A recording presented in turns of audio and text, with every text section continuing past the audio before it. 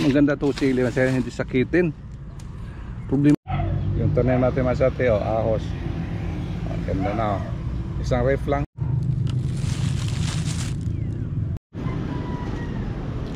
Harvest pa rin tayo ng pepino masate.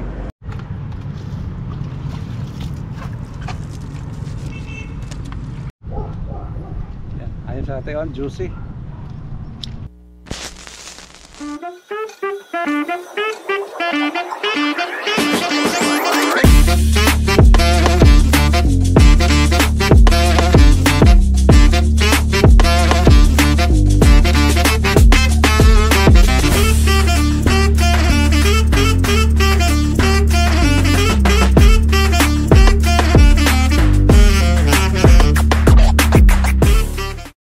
Wow, pulang langit masate.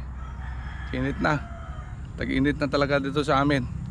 Kaya good morning masate. Nagdala tayo dito ng ano masate, ng pinya. Balatan natin mamaya masate.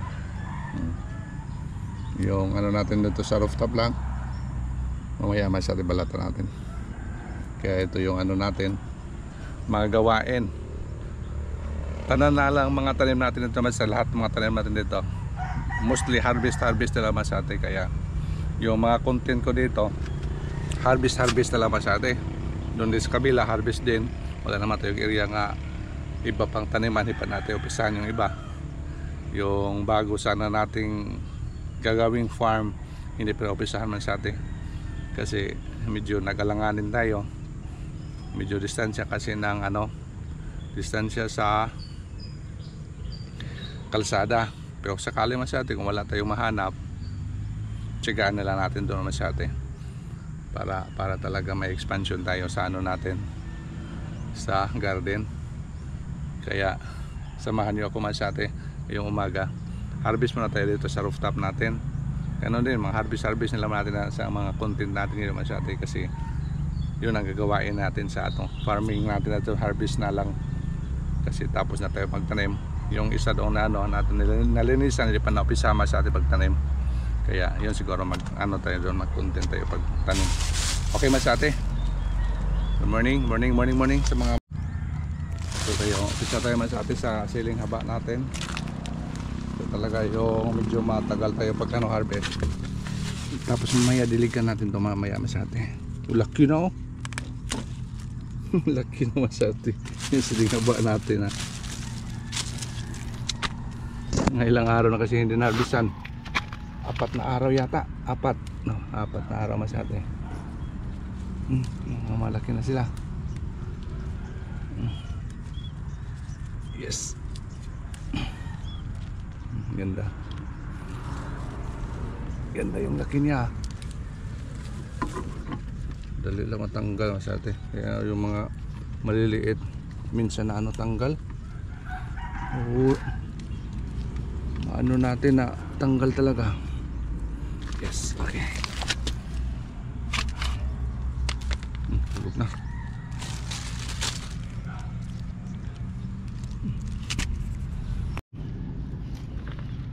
Maganda to chili masaya, hindi sakitin.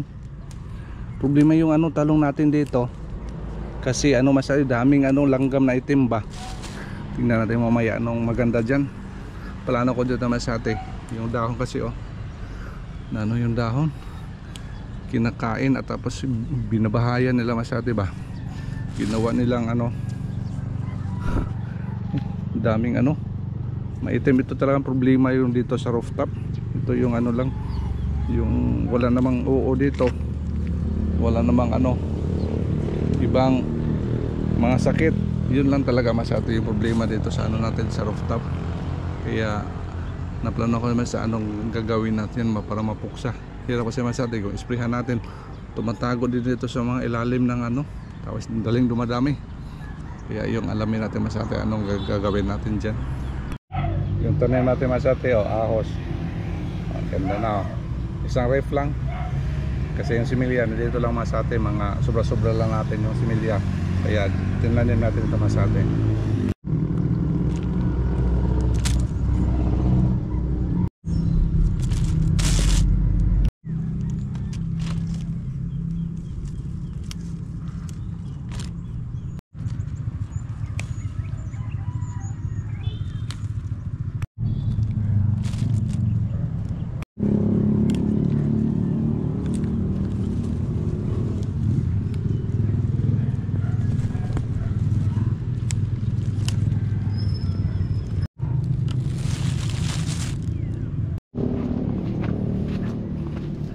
Okay na masate, sa huli na po tayo. Dito na to sa dulo. Ito yung last natin masate. Yung na-harvest natin masate, oh. Puno na naman. Puno na naman masate. Ganon talaga. Yes. Yung bagong tanim natin talong masate, oh. Namunga na. Ito yung talagang problema masate sa mga ano. Ito na yung bagong tanim natin. Tinitira. Ito problema masate, oh. Yan. Tapos iniitlogan nila dito. Ayan.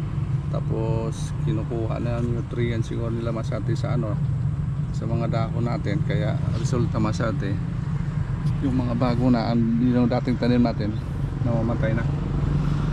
Kaya wala tayong choice ito masate.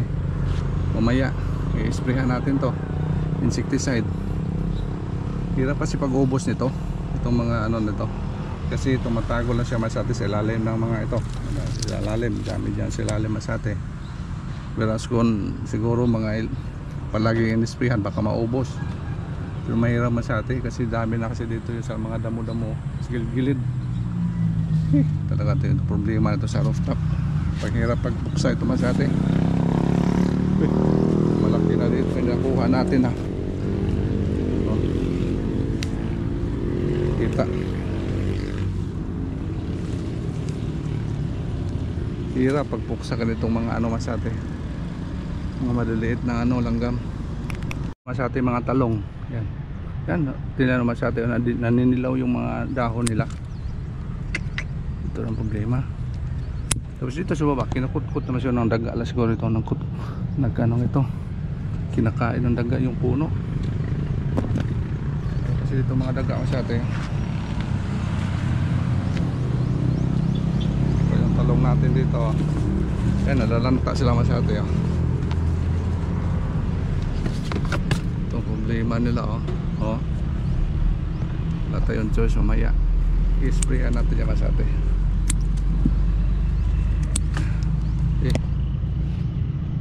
Oh, tinitira ng ano, daga.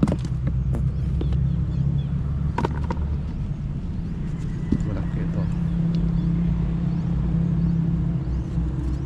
Ibalik natin yung kagandahan sa ano natin tanim dito. Binibirahan ng ano, mga daga, saka yung mga insekto na maitim ng langgam. Sayang pa naman, daming bunga ito masyati, oh. Kaso hindi na sila makalaki kay kulang ng sustansya na. Nung una pa talaga problema dito masate, yung mga itim na langgam nito. Naninilaw na yung mga dahon nila. Wow, maliliit. Ako lang kung malaki pa ito masate.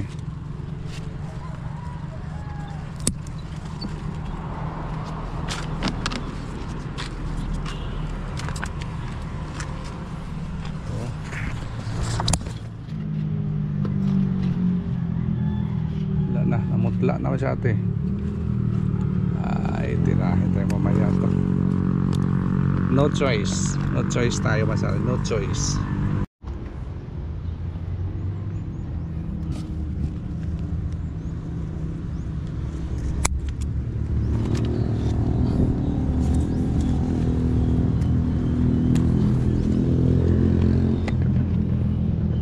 Yeah.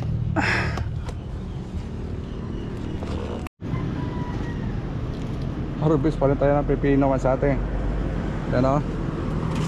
Kahit wala na sa atin, wala na yung dahon, kalbo na, maka-harvest pa rin tayo. Mga ilan, dalawa, okay na yan sa atin. Dulo ko naman dito, wala. Okay, talong natin sa atin, oh.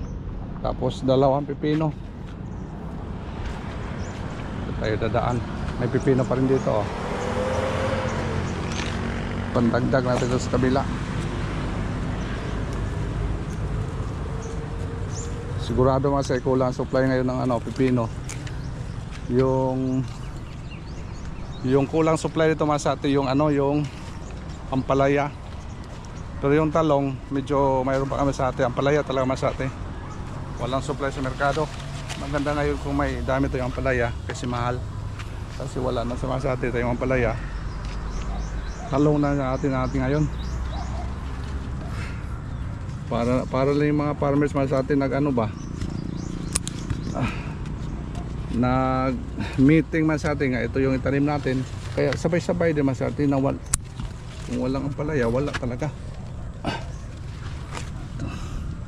Kung makapokus na tayo sa garden, yung gagawin natin Masate, yun ginagawa na ano, talaga sunod-sunod ba, walang humpay yung ano pagtanim natin, may mga interval para pag harvest din natin Masate. Ito malaki na sa iba, pag harvest natin Masate sunod-sunod, walang stop. Stulo na silalim, uy.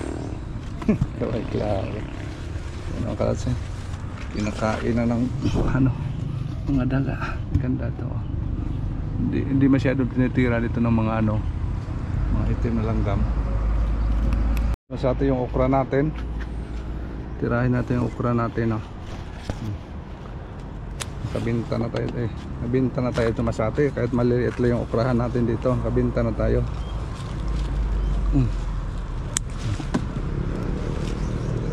Bilangin natin baka mawala. 3,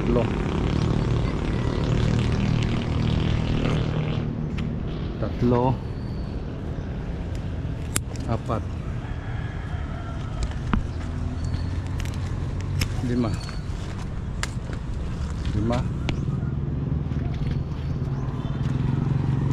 7,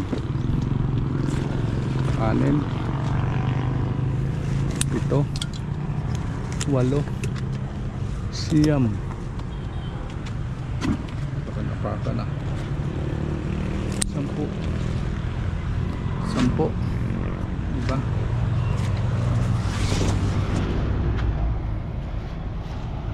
11, 12, 13,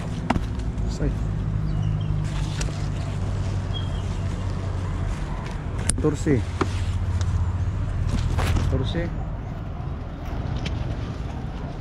15, ya kato do dulo 14, to 15,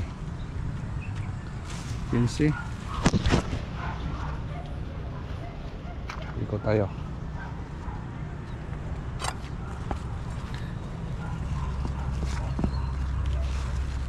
Nice.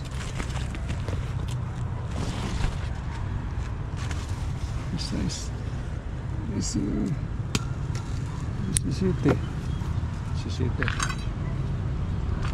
Siguro mga 1/4 kilo yan Masate, 1/2 city. Kita pulutin natin. 1, 2, 3, 4, 5,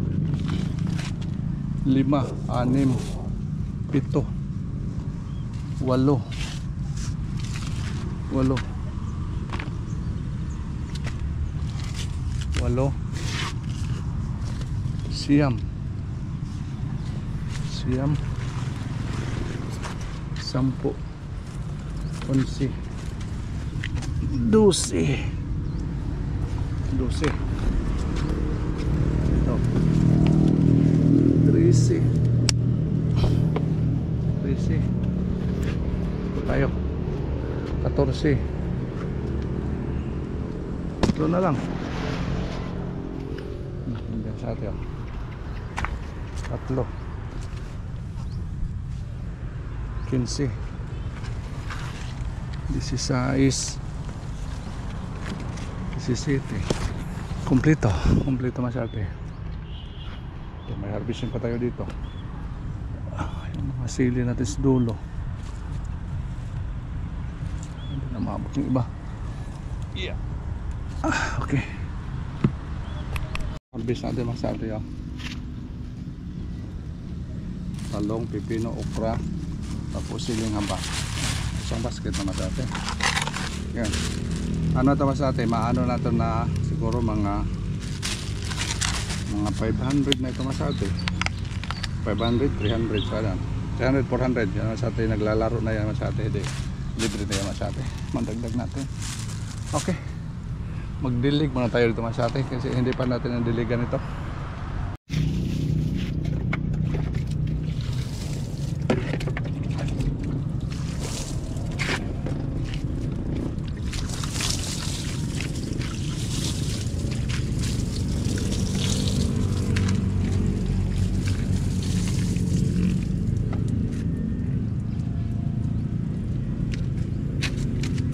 Painumin muna natin mga sate, hindi pa ito na painom natin. Nag-harvest muna tayo kasi pag huli tayo pag harvest mainit, kaya nahuli yung ano natin pagdilig.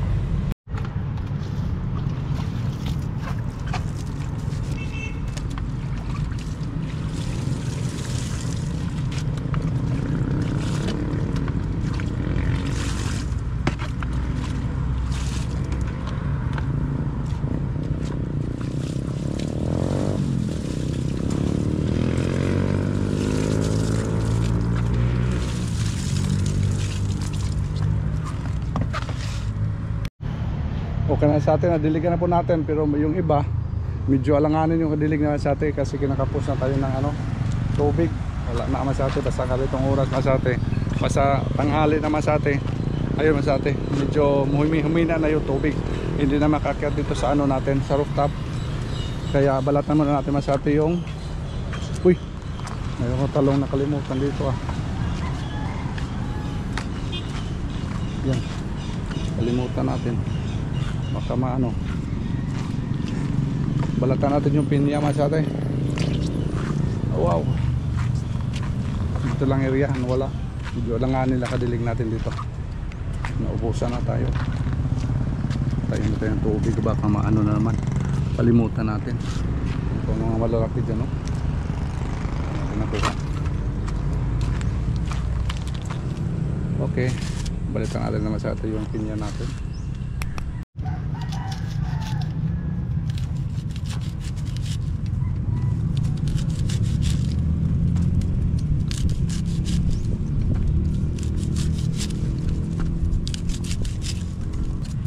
Para matikman din natin.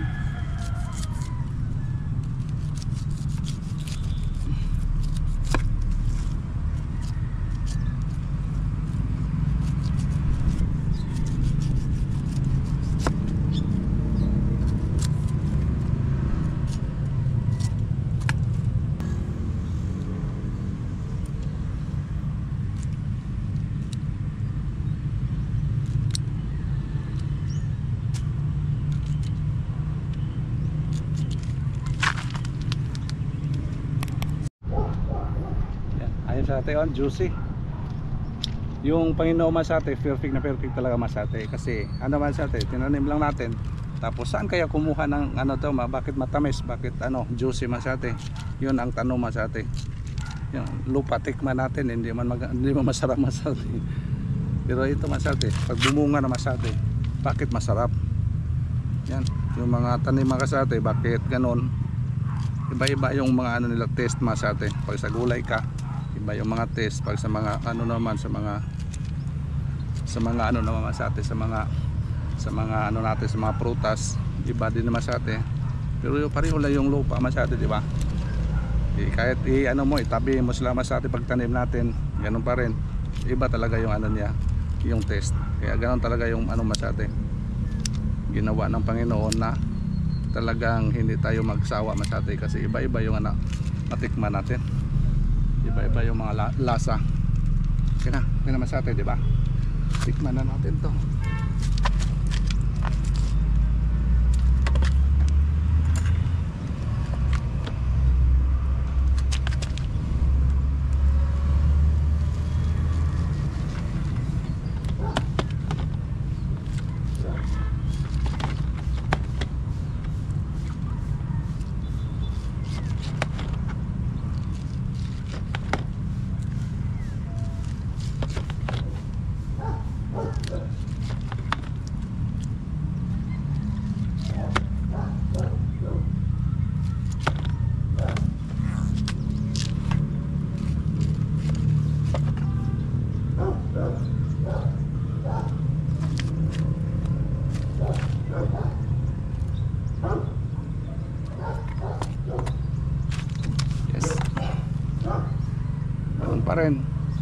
Sayang. Tirahin natin. Tamis.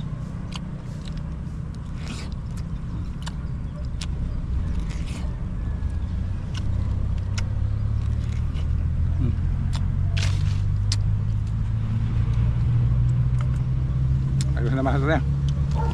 Ito yung ano natin, no? Oh. Okay, mga sate, hanggang dito na lang yung vlog natin, mga sate. Nakaharvest pa rin tayo sa talong kahit ano, mga sate. Medyo may masakit na yung talong natin. Epekto yan sa mga itim na mga ano, langga, mga sate. Kaya mayroon pa tayong nakuha dito sa rooftop. Kaya maraming salamat sa atin sa inyong walang sawang support sa aming YouTube channel. Sa mga baguhan natin subscribers dyan, welcome kayo. At salamat sa mga nagko-comment man sa atin, ano pang gagawin natin, ano i-improve natin sa ano natin sa channel. Thank you. Salamat talaga. Lahat ng mga ano man sa atin, lahat ng ginagawa natin itong mga comment man sa puro mga pagpupuri sa atin. Kaya salamat din in return sa inyo. Kasi ganoon talaga. Sisikapan natin man sa atin yung mga ano natin kasi para sa atin din to. Yung ginagawa natin dito, yung mga gulayan natin dito para sa atin din.